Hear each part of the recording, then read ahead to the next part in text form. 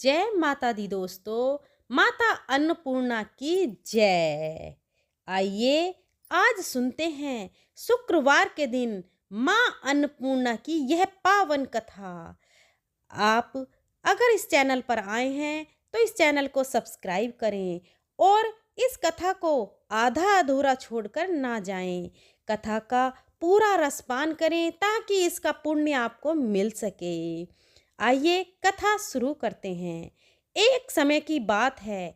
काशी निवासी धनंजय की पत्नी का नाम सुलक्षणा था। उसे अन्य सब सुख प्राप्त थे, केवल निर्धनता ही उसके दुख का कारण थी। यह दुख उसे हर समय सताता था। एक दिन सुलक्षणा पति से बोली, स्वामी आप कुछ उद्यम करो तो काम चले, इस प्रकार कब तक काम चलेगा। सुलक्षणा की बात धनंजय के मन में बैठ गई और वह उसी दिन विश्वनाथ शंकर जी को प्रसन्न करने के लिए बैठ गया और कहने लगा, हे देवाधिदेव विठेश्वर, मुझे पूजा पाठ कुछ आता नहीं है, केवल तुम्हारे भरोसे बैठा हूँ। इतनी विनती करके वह दो तीन दिन भूखा प्यासा बैठा रहा। यह देखकर भगवान शंकर ने उसके कान में अन्नपूर्णा अन्नपूर्णा अन्नपूर्णा इस प्रकार 3 बार कहा। यह कौन क्या कह गया, इसी सोच में धनंजय पड़ गया कि मंदिर से आते ब्राह्मणों को देखकर पूछने लगा, पंडित जी अन्नपूर्णा कौन है। ब्राह्मणों ने कहा, तो अनन्य छोड़ बैठा है, सो तुझे अन्न की ही बात सुनती है, जा घर जाकर अनुग्रहण कर।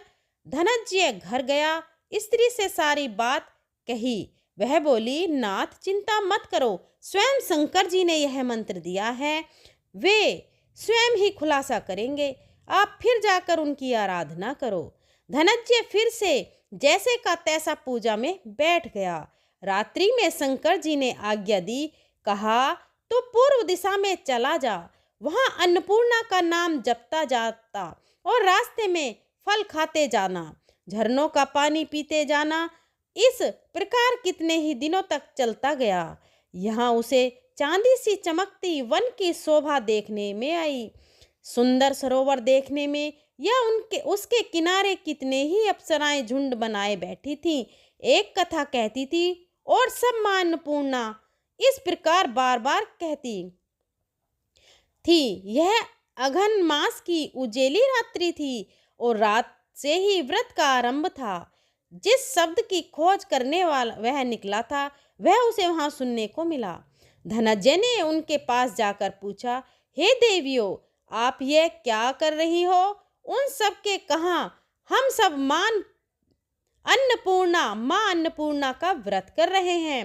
व्रत करने से की गई पूजा का क्या होता है, यह किसी ने किया भी है, इसे कब किया जाए, कैसा व्रत है, मैं क्या इस व्रत को कर सकता हूँ, मुझसे भी कहो।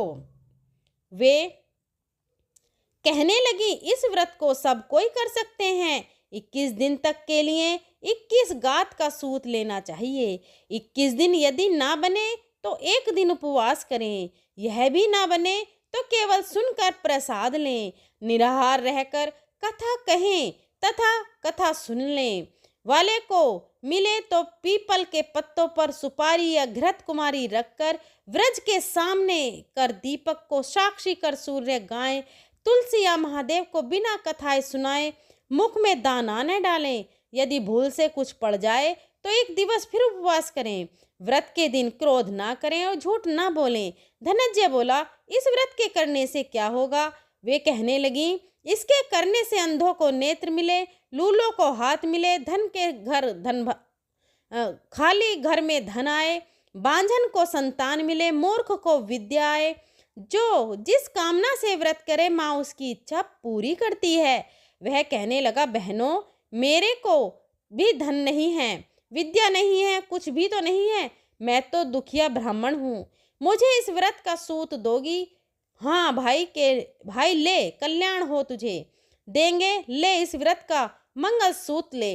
धनंजय ने व्रत किया व्रत पूरा हुआ। सभी सरोवर में से 21 खंड की स्वर्ण सीढ़ी हीरा मोती जड़ी हुई प्रकट हुई। धनंजय जय अन्नपूर्णा कहता जाता इस प्रकार कितने ही सीढ़ियों उतर गया तो क्या देखता है कि करोड़ों सूर्य से अमान अन्नपूर्णा का मंदिर है। उसके सामने सुवर्ण सिंहासन पर माता अन्नपूर्णा विराजमान है। सामने भिक्षा हेतु शंकर भगवान खड़े हैं। दिवंग आए जब डाला है, कितने ही हथियार बांधे पहरा देते हैं। धनंजय दौड़कर जगदम्बा के चरणों में गिर गया। देवी उसके मन का कलेश जान गई। धनंजय कहने लगा, माता आप अंतर्यामी हो, आपको अपनी दशा क्या बताऊं। माता बोली, मेरा व्रत किया है, जा संसार में तेरा सत्कार करेगा। माता ने धनंजय की जीवा पर बीज मंत्र लिख दिया। अब तो उसकी रोम रोम में विद्या प्रकट हो गई। इतने में क्या देखता है कि वह काशी विश्वनाथ के मंदिर में खड़ा है। माँ का वरदान ले धनंजय घर आया। सुलक्षणा से सब बात कही। माता जी की कृपा से ये सब उसके घर में संपत्ति उमड़ने लगी।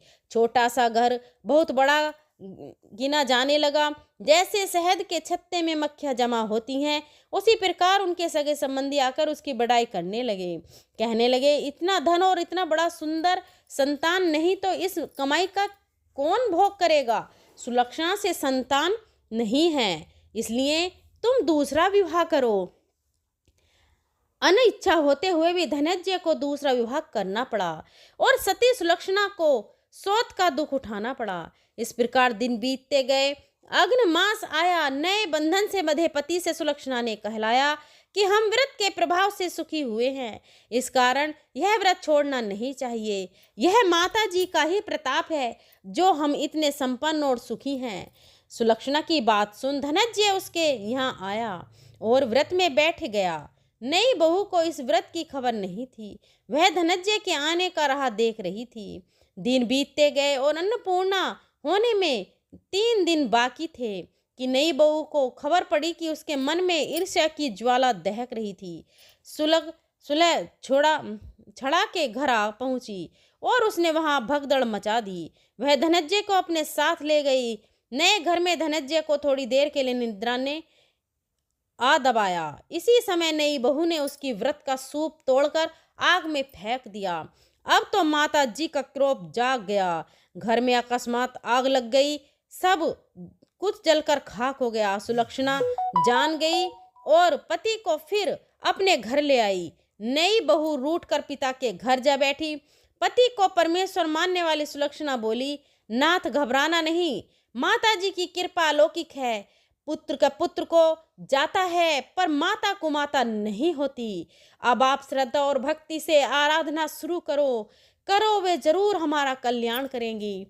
धनंजय फिर माता के पीछे पड़ गया। फिर वही सरोवर सीढ़ी प्रकट हुई। उसमें मां अन्नपूर्णा कहकर वह उतर गया। वहां माता जी के चरणों में रुंदन करने लगा। माता प्रसन्न हो बोली, यह मेरे स्वर्ण की मूर्ति ले, उसकी पूजा करना, तू फिर सुखी हो जाएगा। जा, तुझे मेरा आशीर्वाद है। तेरी स्त्री सुलक्षणा ने श्रद्धा से मेरा व्रत किया है, उसे मैंने पुत्र दिया है। धनंजय ने आंखें खोली तो खुद को काशी विश्वनाथ के मंदिर में खड़ा पाया। वहां से फिर उसी प्रकार घर को आया। सुलक्षणा के दिन चढ़े और महीने पूरे होते ही पुत्र का जन्म हुआ। गांव में आश्चर्य की लहर दौड़ गई। मानता आने लगा। इस प्रकार उसी गांव के निसंतान सेठ के पुत्र होने पर उसने माता अन्नपूर्णा का मंदिर बनवा दिया। उसमें माता जी धूमधाम से पधारी, यज्ञ किया और धनंजय को मंदिर के आचार्य का पद दे दिया। जीविका के लिए मंदिर की दक्षिणा